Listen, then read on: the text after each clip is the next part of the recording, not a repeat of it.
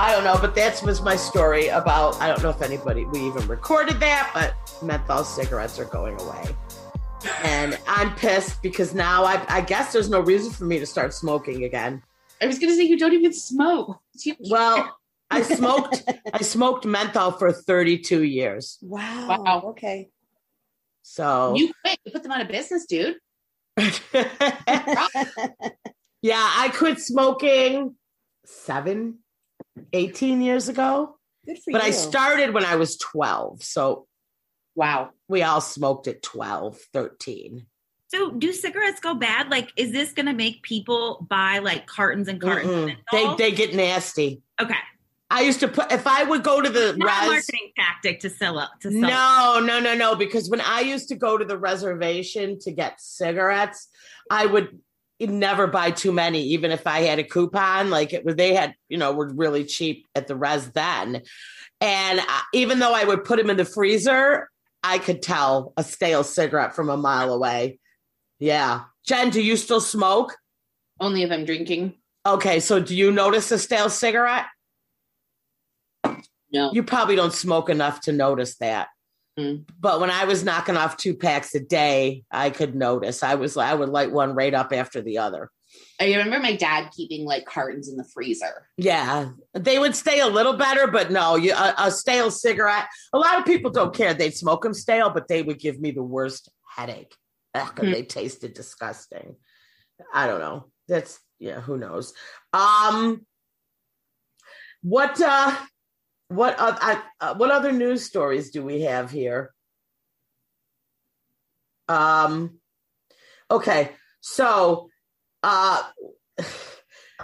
what about these people that the lost embryos? Oh, wait, what? The couple that just found out, and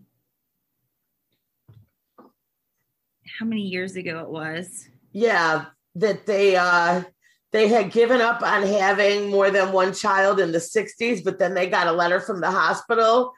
Said they were going to start getting charged for their embryo storage. Like they needed to sign then pay $500 for the next however many years of storage.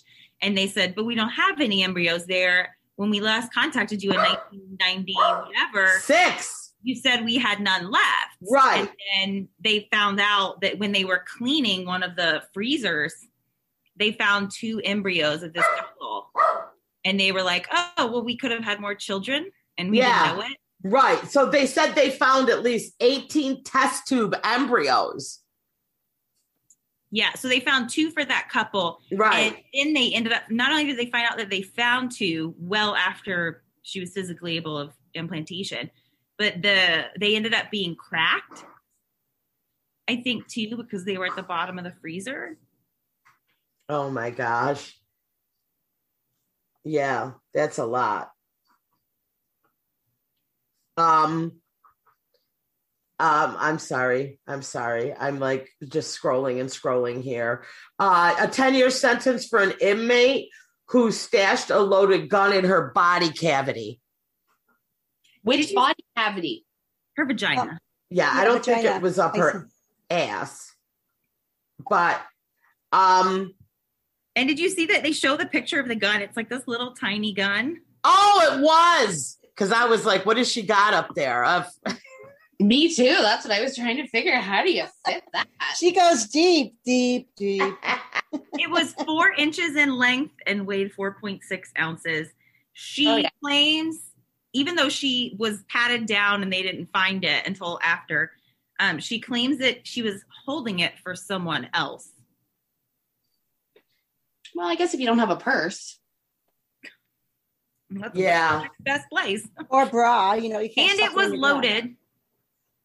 It was loaded. Yeah. I guess she doesn't do a lot of activity there. No, I didn't have the safety on. Practicing those Kegels and the thing goes off. Yeah. Well, my favorite was that time we did the story about that woman who stole all these groceries and like just shoved them in like her fat and stuff, like in her. She had like 3 steaks under. Yeah, she had steaks, like 3 huge steaks in her fupa.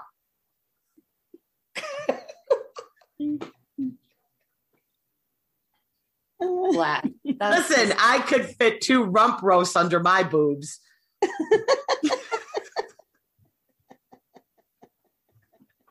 And menthol cigarettes. And a menthol cigarette. Damn right. Damn right. Do you remember when everybody was doing that challenge online? Like, what can you hold under your boobs? Yeah. Wait a minute. No. I was like, what challenge is that? The one to see what you can hold under your boobs. Really? Yeah. Like I'm telling you, I could lift a chair. Like people were starting with like a pencil and Yeah. like, to like a rolling pin or I could do a rolling pin easy. Yeah. Yeah. I could definitely. Like I've got something I could be proud of, and that's one thing.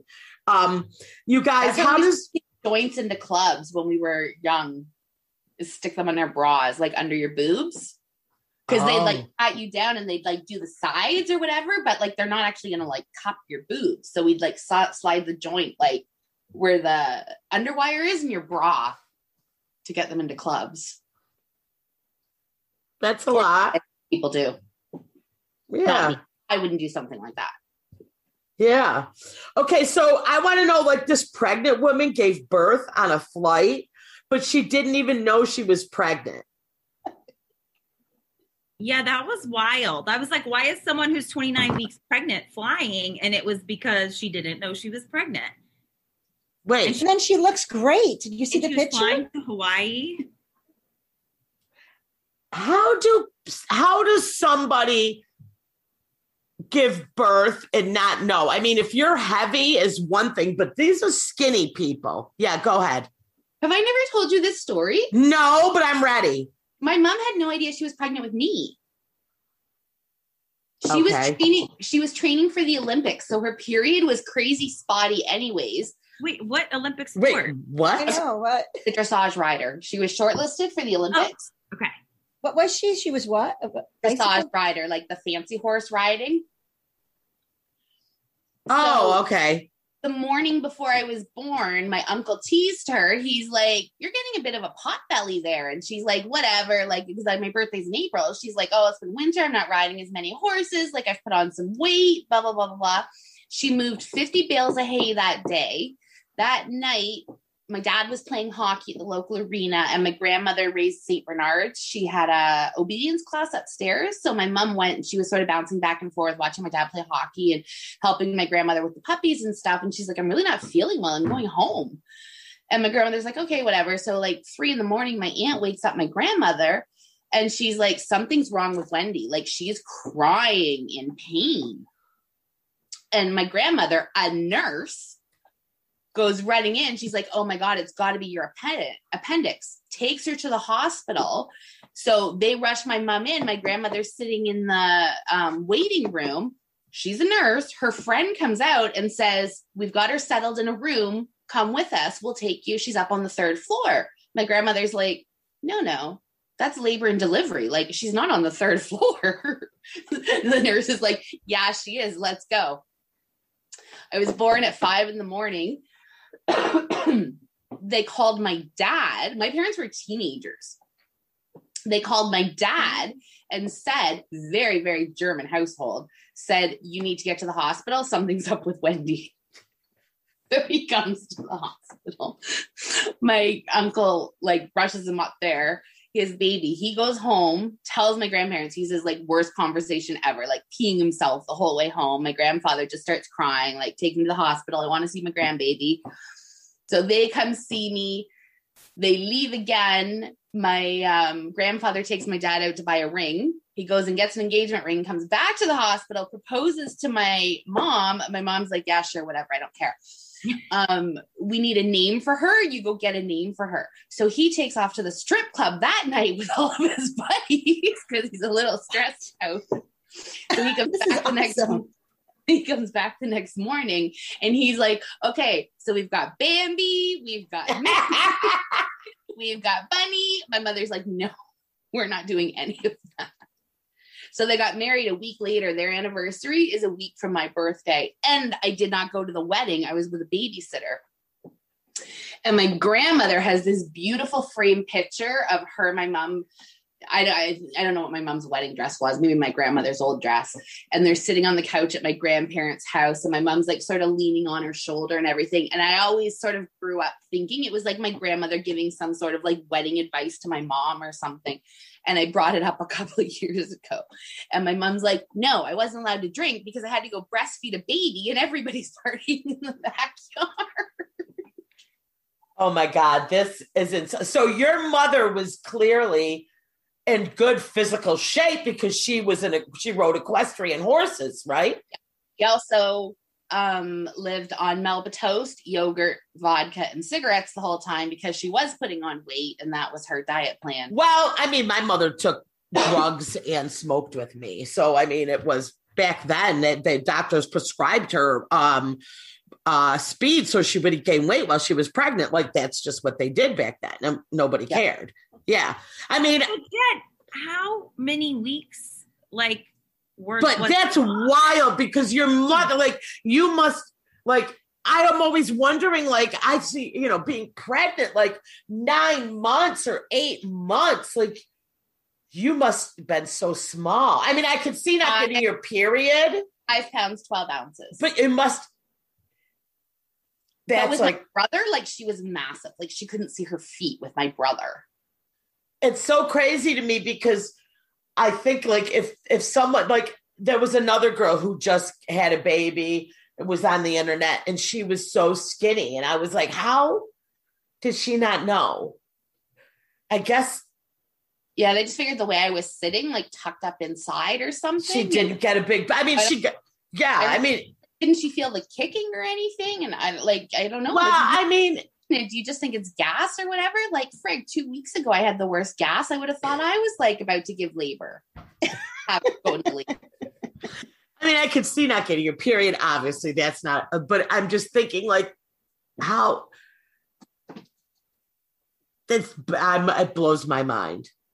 She must have had an easy, quote unquote, easy pregnancy. I mean, some women get like throwing up. Well, considering you didn't know it was coming. You know what I mean? I mean, did they have signs of like their boobs hurt, right? I never had a child, but. It couldn't be any easier for Jen's mother, apparently. Yeah. That's like so crazy. So how old was she? She was 20. My dad was 19. Oh my gosh. It's like, you're like, most people that know they're pregnant, they paint the room and they get all the stuff. And that's right. Your mom's like, my dad. So it was leaving the hospital with a baby and nothing. My dad moved into my grandparents' house because like they got married a week later. And then my dad's parents had a cottage. So for the summer, they moved into the cottage and we lived there. And then my grandparents, my dad's parents gave the money for a down payment on a house. Nice. So by that fall, they had bought a house and yeah. And they're still together, right? Your parents are together and they're the most annoying. Like my mom's like, oh, I get butterflies when this truck comes in the driveway. And they go for Sunday drives and they walk around holding hands. And yeah, my grandmother's just like, it was always going to happen. She just sped things up. That is a great story. Yeah. We should get my grandmother on one night. She's fabulous telling it. Her version of it is really, really good. And she spent that night dancing on the dining room table, smoking a cigar. Oh my gosh. That's crazy. All right. Well, I guess now I know what happens. Did you guys see the story about this Good Samaritan who, when this truck got hit on a bridge and a little toddler was ejected into the bay off of the bridge? And a Good Samaritan jumped in the water and saved the toddler off of this huge bridge. I know, it's a huge bridge. Who would do that? You jumping in, Melanie? Yeah, I would do it. Lauren, I'm not a very good swimmer.